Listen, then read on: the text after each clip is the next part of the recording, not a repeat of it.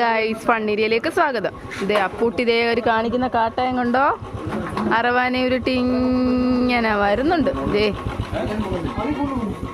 അപ്പൂട്ടി എവിടെ പോവാ? അറവാന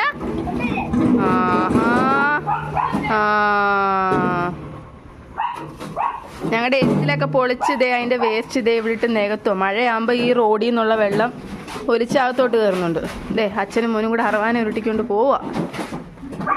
ഇവിടെ ആയിരുന്നു ഞങ്ങളുടെ തൊഴുത്ത് എരുത്തില്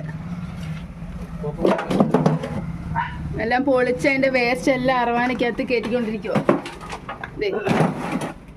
അപ്പൂട്ടി അതിന് മെയിനായിട്ടും നിൽക്കുന്നത് അല്ലേ? അപ്പൂട്ടി പൊളിക്കാനും ഒക്കെ പപ്പായെ ഹെൽപ്പ് ചെയ്ത് അപ്പൂട്ടിയാ.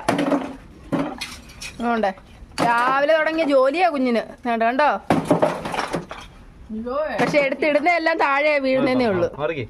പിന്നെ ആ തിരുവണ്ണന്റെ ചേട്ടന്റെ മോനെ പൂട്ടി അറവാനൊരിട്ട് കഴിഞ്ഞില്ല. അയ്യോ ദേ ഇടിക്കാൻ വരുന്നു. അമ്മ ദേ അപ്പുറത്തെ സുധേമയായിട്ട് കാര്യം പറഞ്ഞോണ്ടിരിക്കുവോ. മഴയായോണ്ട് ഭയങ്കര മോന്തയ്ക്ക് വന്ന് അടിക്കുവോ അത് കേട്ടോ. ദേ ദേ പോന്ന അപ്പൂട്ടി. അപ്പൂട്ടി ഇഞ്ഞ് വാ, ഓട്ടോയെ ചെന്ന് ഇടിക്കുവേ. വലിയ എരുത്തിലായിരുന്നു ഇവിടെ. ഏതാണ്ട് ഇപ്പൊ ഇതെല്ലാം പൊളിച്ച് 3-4 പശുക്കളൊക്കെ ഉണ്ടായിരുന്നു. ഇപ്പൊ എന്റെ റൂം ഒന്നും കൂടെ വലുതാക്കേണ്ട ഇതിന് വേണ്ടിയിട്ടാണ് അത് പൊളിച്ചത്. അച്ഛൻ രാവിലെ തുടങ്ങിയ ജോലിയാണ്. കട്ടയ്ക്ക് കട്ടയായിട്ട് ഇരിക്കുക. പിന്നെ അച്ഛന്റെ കൂട്ടുകാരൻ സിജുമാമൻ.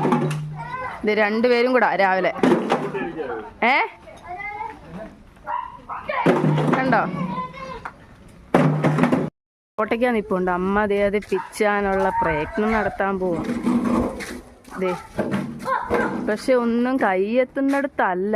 നോക്കിക്കാമ്മേ പിച്ചാൻ പറ്റുമോന്ന്, എത്തുവോ നോക്കിക്കേ. ദേ അവിടെ എല്ലാം കാന്നിപ്പുണ്ട്. പക്ഷെ എന്തോ ചെയ്യും പിച്ചാനാ?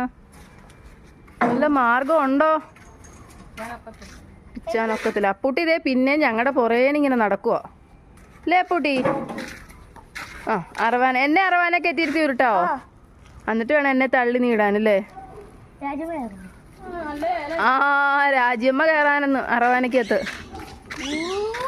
അപ്പൂട്ടി പയ്യപ്പോ ദേ വണ്ടി വരും. അതെ ആ സപ്പോർട്ടൊക്കെ കിട്ടാത്തതിന്റെ വിഷമത്തിൽ ഇങ്ങനെ നടന്നു പൊക്കോണ്ടിരിക്കും ഒരാള്. ദേ അമ്മ കിട്ടിയില്ലേ അമ്മേ സപ്പോർട്ടാ? എന്തോ ഒരു കഷ്ടമായി പോയി. അന്യായ പണി. അതുകൊണ്ട് രക്ഷയില്ല. രാവിലെ മഴ ആയോണ്ട് ജോലി നടന്നില്ല.